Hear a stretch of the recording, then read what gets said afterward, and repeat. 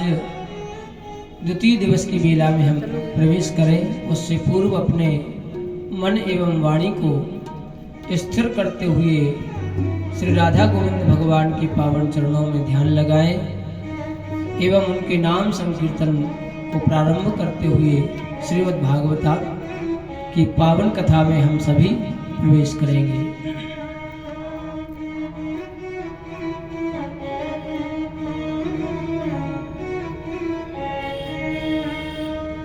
श्री राधे राधे गोविंद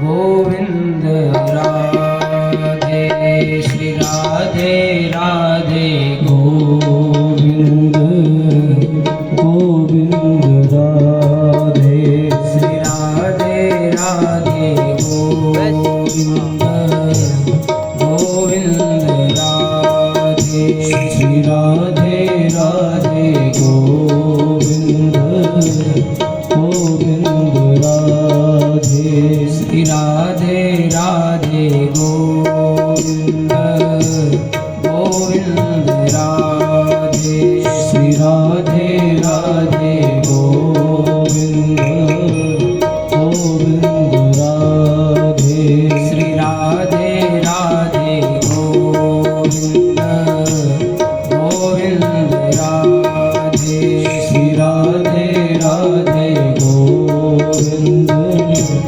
गोविंद राधे, गोविंद राधे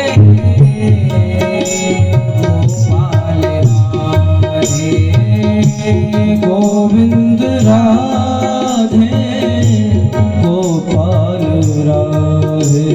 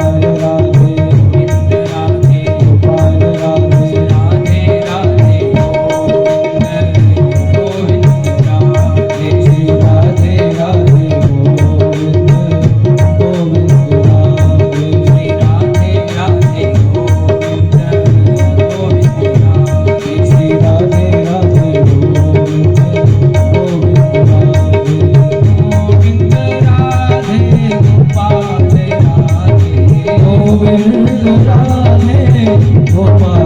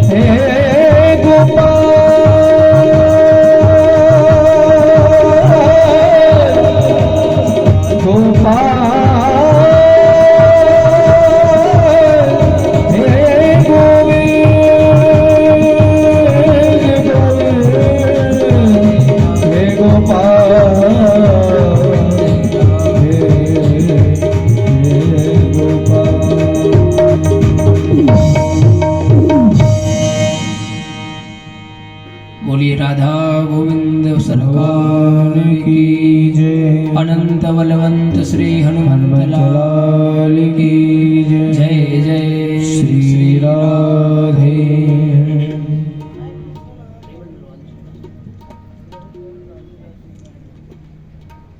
कल हम बड़े ही भाव से, बड़े प्रेम से भागवत जी के मंगलाचरण का रसपान कर रहे थे। आदरणीय सूत जी महाराज सौनकादिक 88,000 ऋषियों को लक्ष्य करके श्रीमद् भागवत की पावन कथा का रसास्वादन करा रहे हैं। और बड़ा ही सुंदर प्रश्न कल पूछा है सौनकादिक ऋषियों ने श्री सूत जी महाराज से। बड़े ही विनम्र भाव से पूछा है, क्योंकि शास्त्र में शंका करना अपराध है। शास्त्रों में शंका नहीं करनी चाहिए। जिज्ञासा हम कर सकते हैं, प्रश्न पूछ सकते हैं, शंका करना तो अपराध है। बड़े ही विनम्र भाव से सौनकादिक 88,000 ऋषियों ने आदरणीय सूत जी महाराज से पूछा, महाराज एक बात बताएं, त्वया खलु पुराणानि सेतिहासानि चानघ आख्यातान्यप्यधीतानि धर्मशास्त्राणि यान्युत। आप पुराणों के जानकार हैं, वेदों के आप जानकार हैं, इसलिए आपसे हम एक नहीं, दो नहीं, अपितु 6 प्रकार के प्रश्न पूछना चाहते हैं। पहला प्रश्न है हमारा आपसे, मानव के लिए परम धर्म क्या है? क्या सुबह 3 बजे, 4 बजे, 5 बजे उठ करके स्नान कर लेना धर्म है? या करोड़ों की संपत्ति दान कर देना धर्म है? या 7 दिन के सप्ताह में 10 दिन व्रत रखना धर्म है? आखिर धर्म की परिभाषा क्या है? धर्म कहते किसको है? ये हमारा पहला प्रश्न है। दूसरा प्रश्न हमारा है, मंदिर में जब भी हम जाते हैं एक बड़ी विचित्र बात लगती है। एक लोटा हम जल ले गए, हमने दुर्गा मैया पर भी चढ़ाया जल, शिव जी पर भी जल चढ़ाया, गणेश जी पर चढ़ाया, जगदम्बा पर चढ़ाया, स्वामी कार्तिकेय पर चढ़ाया। लोटा में जितना जल था वो सारा समाप्त हो गया। आते आते सामने भैरव बाबा की मूर्ति रह गई। अब मन में कभी कभी विचार आता है कि देखो जल तो समाप्त हो गया, तो भैरव बाबा मन में सोचेंगे हमने तुम्हारा क्या बिगाड़ा, थोड़ा सा जल हमारे ऊपर भी चढ़ा जाते। तो हम किसको पूजें, किसमें अपने मन को लगाएं, ये हमारा दूसरा प्रश्न है। तीसरा बड़ा सुंदर प्रश्न किया, वेद में परमात्मा का नाम है अजन्मा, जो कभी जन्म नहीं लेता उसे अजन्मा कहते हैं। जब वह परमात्मा जन्म नहीं लेता तो वह दशरथ का पुत्र राम कैसे बना, वसुदेव का पुत्र कृष्ण कैसे बना? और चौथा प्रश्न हमारा है, भगवान के अवतार कितने होते हैं?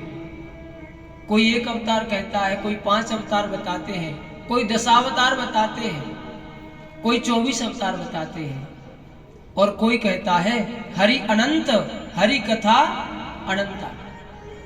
तो वास्तव में भगवान के अवतार कितने हैं ये हमें बताने की कृपा करें। 5वां हमारा प्रश्न है, वक्ता कौन श्रेष्ठ है, जो छोटी सी बात को बहुत बड़ी बना करके बोले या बहुत सारी बातों को इकट्ठा करके सार के रूप में समझा दे, गागर में ही सागर को भर करके कह दे। और 6वां तो बड़ा सुंदर प्रश्न किया, भगवान जब अपनी लीला को संपन्न करने के लिए धरती पर अवतरित होकर के आए तो भगवान गीता में कहते हैं, यदा यदा हि धर्मस्य ग्लानिर्भवति भारत अभ्युत्थानम् अधर्मस्य तदात्मानं सृजाम्यहम्। कि परित्राणाय साधूनां विनाशाय च दुष्कृतां धर्म संस्थापनार्थाय संभवामि युगे युगे। मैं धर्म की स्थापना के लिए युग युग में अवतार लेकर के आता हूँ। तो भगवान श्री कृष्ण जब अवतार लेकर के आए, धर्म की रक्षा करी, और जब अपनी लीला को संपन्न करके चले गए प्रभु, तो धर्म तो अकेला रह गया होगा, धर्म किसकी शरण में गया? ये 6 प्रकार के हमारे प्रश्न हैं और हम इन 6 प्रश्नों को आपके श्रीमुख से जानना चाहते हैं। सूत जी महाराज इन 6 प्रश्नों को सुनकर के गदगद हो गए। सूत जी महाराज ने कहा, मैं आपके 6 प्रश्नों का उत्तर दूंगा, परंतु ये 6 प्रश्न के उत्तर में ही श्रीमद् भागवत की पूरी कथा श्री सूत जी महाराज ने शौनकादिक ऋषियों को सुनाई। और भागवत की कथा को प्रवेश करने से पूर्व सूत जी महाराज बोले कि सबसे पहले मैं सुखदेव के प्राकट्य के कथा आपको श्रवण कराऊंगा। सुखदेव जी का जन्म कैसे हुआ, क्योंकि जब तक सुखदेव जी अवतरित न हो तब तक श्रीमद् भागवत में तो प्रवेश मिल ही नहीं सकता। तो पहले मैं श्री सुखदेव जी महाराज के प्राकट्य की कथा सुनाऊंगा, उसके बाद मैं तुम्हारे 6 प्रश्नों का उत्तर दूंगा। सूत जी महाराज कहते हैं, एक बार की बात है, नारद जी ने मन में विचार किया, अच्छा नारद का नाम नारद क्यों पड़ा? नारम ज्ञानम ददाति इति नारदः। नारद का मतलब होता है जो ज्ञान देता है उसे नारद कहते हैं, या नारम अज्ञानम द्यति खंडयति इति नारदः, जो अज्ञान का खंडन करे, प्रकाश हमारे जीवन में भर दे, उसको नारद कहते हैं। ये देवर्षि है। ये हम आप सभी का दुर्भाग्य है कि टेलीविजन के माध्यम से पाश्चात्य गंदगी को हमारे देश में परोसा गया। और नारद के रूप में जो देवर्षि हैं, जिनकी उपाधि इतनी बड़ी है कि वो दैत्यों की सभा में भी चले जाएं तो दैत्य भी उनका सम्मान करते हैं, और इंद्र की सभा में चले जाएं तो इंद्र भी अपने आसन से खड़े हो जाते हैं। लेकिन टेलीविजन के माध्यम से नारद नाम को हमने जान लिया, जो इधर की उधर करता है उसको हम नारद समझ बैठे हैं। हम लोग देखते हैं टीवी में ब्रह्मा जी आए, सफेद दाढ़ी है ब्रह्मा जी की लंबी लंबी, बूढ़े हैं बेचारे ब्रह्मा जी। अब आप विचार करके देखो, जिसने स्वयं काल को बनाया, काल का असर उस पर हो सकता है? भगवान के दाढ़ी मूछ नहीं होती। काल कौन है? ब्रह्मा जी का पुत्र ही तो है। किसने बनाया काल को? ब्रह्मा ने। भगवान पर कभी काल का असर नहीं होता, काल का असर तो हम लोगों पर होता है। अभी चतुर्थ स्कंद में आप पुरंजनोपाख्यान की कथा को श्रवण करेंगे। ब्रह्मा जी बूढ़े नहीं होते, ब्रह्मा जी तो किशोर अवस्था में है। भगवान श्री कृष्ण, भगवान श्री राम, भगवान श्रीमन नारायण, ये सब किशोर अवस्था में रहते हैं। किशोर अवस्था होती है 15 वर्ष की, 15 से कभी 16 के नहीं होते। भागवत में लिखा है, भगवान श्री कृष्ण का जब गृहस्थ का दर्शन करने के लिए नारद जी आए हैं तो बेटा हो गया 50 वर्ष का, बेटा हो गया 50 वर्ष का, और पोता हो गया 30 वर्ष का, और इन सबके जो बाबा हैं वो है 15 वर्ष के श्री कृष्ण, क्योंकि 15 से कभी 15.25 के वो होते ही नहीं। प्रेम से बोलो ना जय श्री कृष्ण।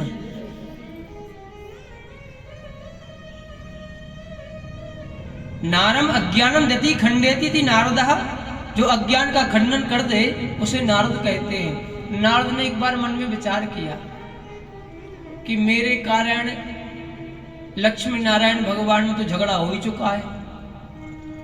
अच्छा, एक बार मैंने ब्रह्मा जी का और सावित्री मैया का भी झगड़ा करवा चुका हूं मैं। अभी शिव पार्वती में कभी विवाद नहीं हुआ, कुछ ऐसी लीला करके आऊं थोड़ा इनमें भी खटपट हो जाए। अच्छा, नारद जी जब कोई भी लीला करते ना उसमें कोई ना कोई रहस्य छिपा होता है, एक नई लीला उसमें से उदित हो जाती है, इसलिए नारद जी ऐसी लीलाओं को करते हैं। भगवान शंकर के आश्रम में पहुंचे हैं नारद जी, और नारद जी ने जैसे ही प्रवेश किया, शंकर भगवान तो समाधि में बैठे हैं और माता पार्वती गुफा में अकेली विराजमान है। अच्छा, माता पार्वती से इनका एक संबंध नहीं है। एक तो माता पार्वती के नारद जी गुरुजी भी हैं, तो गुरु शिष्य का संबंध हो गया। एक वो जगत जननी मां है, इसलिए पुत्र और माता का संबंध हो गया। और एक प्रकार से देखा जाए तो माता पार्वती ईश्वर है, जगत जननी है, जगदम्बिका है, आदि शक्ति है, तो वो तो जगत की मां है। नारद जी ने प्रणाम किया माता पार्वती के चरणों में। पार्वती ने कहा, ओहो नारद आए हैं, बहुत दिनों बाद तुम्हारे दर्शन हुए, आजकल तुम आते जाते नहीं हो। नारद जी बोले, माता क्या बताऊं मैं, आजकल कहीं भी आना जाना मैंने बंद कर दिया। क्यों? दुनिया के लोगों में प्रेम रहा ही नहीं माता, सब स्वार्थ में प्रेम हो गया है। सुर नर मुनि सब की यह रीति, स्वार्थ लाग करहि सब प्रीति। ये पूरे संसार का ही नियम है।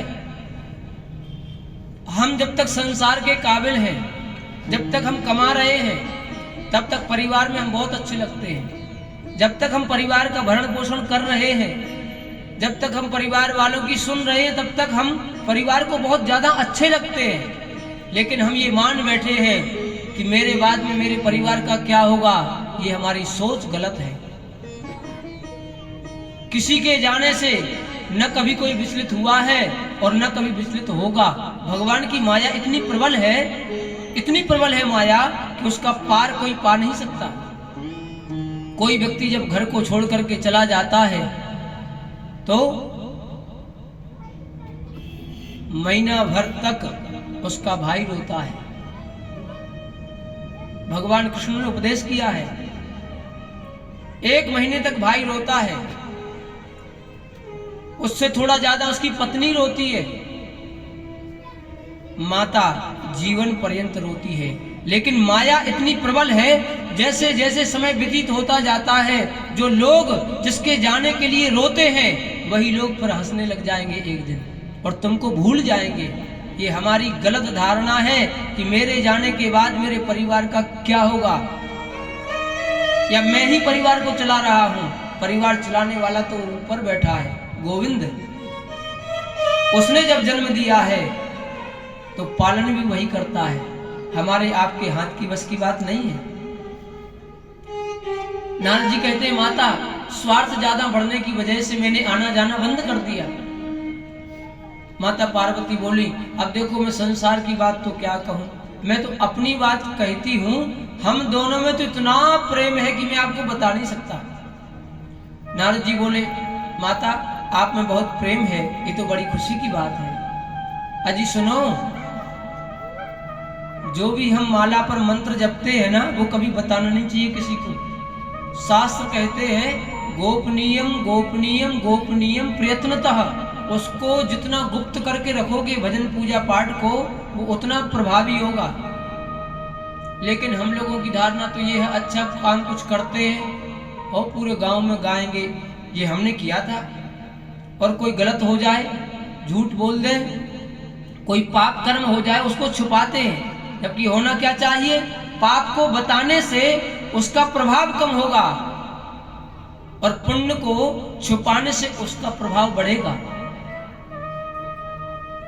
माता पार्वती बोली, मेरे पति तो जितनी भी राम नाम की माला जपते हैं दिन में, शाम को आके मुझे बताते हैं, देवी मैंने आज इतने राम नाम की माला जपी, इतने कृष्ण नाम की माला जपी, इतने नारायण के नाम की माला जपी।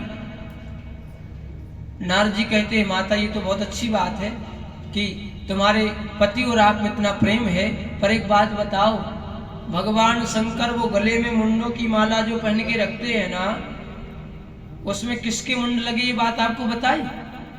पार्वती जी बोली, सुनो प्रेम तो बहुत करते, पर ये बात तो आज तक नहीं बताई कि मुंड माला में किसके मुंड लगे हैं। नारद जी ने मन में सोचा, बस बन गया काम।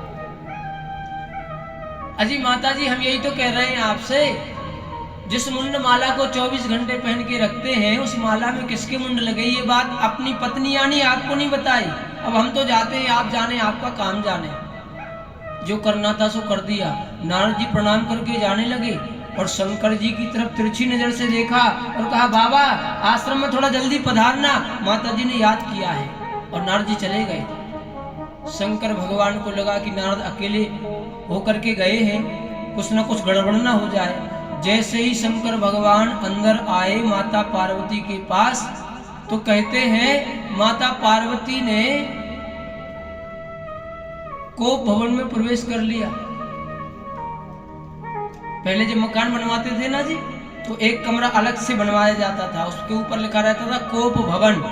यदि उसमें रहने वाली श्रीमती जी उसमें चली गई तो समझो वो रूठ गई हैं। हाँ, पर पतिदेव बड़ी मनुहार से उनको मनाया करते थे। माता पार्वती उसमें चली गई। शंकर भगवान ने कहा, क्या हुआ देवी, आज आप इस कमरे में कैसे आना हुआ? पार्वती जी बोली, मुझसे बात मत करिए आप ऊपर से भी काले और अंदर से भी काले। शंकर भगवान बोले, देवी अंदर से काला तो वो होता है जो कपट करता है, मैंने तो तुमसे कभी कपट किया ही नहीं। माता पार्वती बोली, यदि मुझसे कपट नहीं किया तो ये बताओ, ये जो गले में मुंडों की माला पहन के रखते हो, इसमें किसके मुंड लगे? ये बात आपने मुझे कभी बताई नहीं? बताई ना, इसलिए आप कपटी हो। शंकर भगवान के नेत्र सजल हो गए और शंकर जी बोले, देवी मैं तुमसे कितना प्रेम करता हूं, इसका यदि वास्तव में कोई प्रमाण है तो ये मुंडों की माला है। मेरे जीवन में जब जब तुम आती हो और लीला के लिए जब जब अपने शरीर का त्याग करती हो, तब तब आपकी याद मुझे बनी रहे, इसलिए आपका मुंड अपनी माला में पिरो लेता हूं। इतनी बार देवी तुमने मेरे जीवन में अपने शरीर को त्यागा। माता पार्वती बोली, हे भगवान, तब तो आप कपटी नहीं महाकपटी निकले। शंकर जी बोले, वो कैसे? अजी आप तो कभी मरते नहीं और मुझे बार बार मरना पड़ता है। कौन सी ऐसी आपने औषधि का पान किया है, कौन सी बूटी खाई है जिससे आपका कभी जन्म नहीं होता, कभी मरण नहीं होता, वो बूटी आप मुझे भी तो पिलाए। शंकर भगवान बोले, देवी